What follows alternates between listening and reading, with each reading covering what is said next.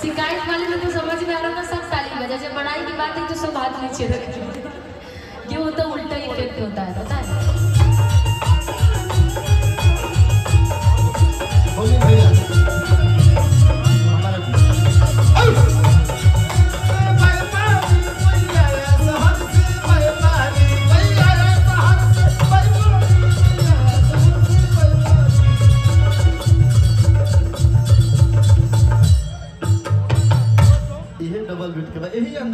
जब झूमे लगी। अच्छा यही डबल बीट होता है, यही डबल बीट। आपसे सीखना पड़ेगा मुझे डबल बीट की चीजें। आइए कर दीजिएगा भैया। आओ बाबू क्रॉस करो। हेलो हेलो आप कौन सा बता रही थी?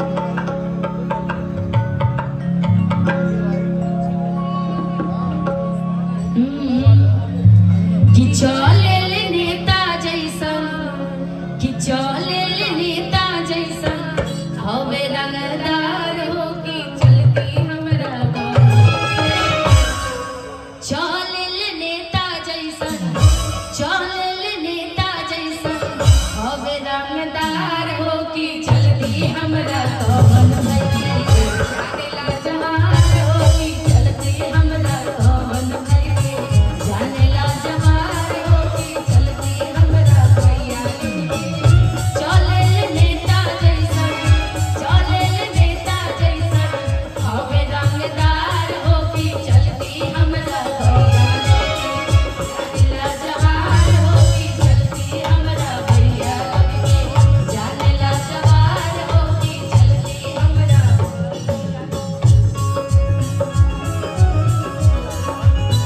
हमारे बीच में सभी अतिथियों का हार्दिक अभिनंदन स्वागत है। सांसद महोदय जी का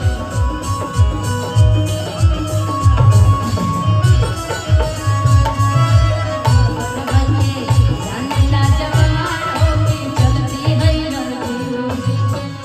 पुलिस दरोगा नहीं, पुलिस दरोगा नहीं बोले थानेदार हो कि चलती हमरा भैया लोग के जानेला जवान हो कि चलती हमरा भैया लोग के जानेला जवान हो कि चलती हमरा बिहार लोग के जानेला जवान हो कि चलती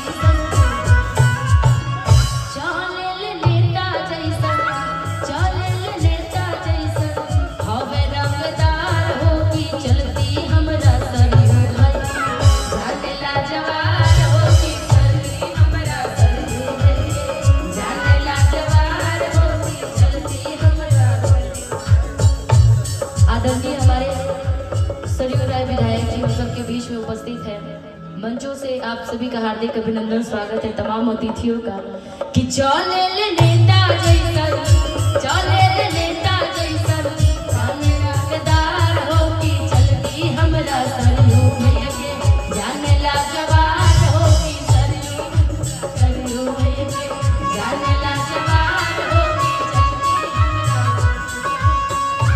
भाभी की छुटकी बहिनिया, भाभी की छुटकी बहिनिया बड़ा की खिलाड़ हो कि भई बोलो भाई भाभी को तैयार हो कि भाभी बोलो भाई भाभी को तैयार हो कि चलती हमरा भैया लोग की जानेला जवान हो कि चलती हमरा भैया लोग के जानेला जवान हो कि चलती हमरा भैया लोग के चले नेता जैसन, चले नेता जैसन हवे रंगदार हो कि चलती हमरा सरयू भैया के जानेला जवान हो कि चलती हमरा सरयू भैया के जानेला जवान हो कि चलती हमरा सरयू भैया के जानेला जवान हो कि चलती हमरा सरयू भैया के जानेला जवान हो कि चलती हमरा। बहुत बहुत शुक्रिया। खातिर हम क्षमा चाहो जे जहाँ बा वजह से यह कमेटी के आयोजन करता के रउरा सब मदद करो आ कार्यक्रम के आनंद ले। हेलो ललित चाचा हमार गार्जियन पिता तुलाई वाली संतोष भैया के आगमन बा, दुगो छोटी बहन हेलो श्वेता जी और खुशी जी आई बड़ी। तो लोकगीत पहले सुनाई तनी बांध दिया आ तब होली के तरफ चलो जाए। चलो छोटू बाबा।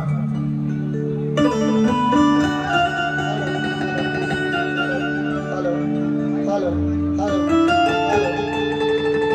हेलो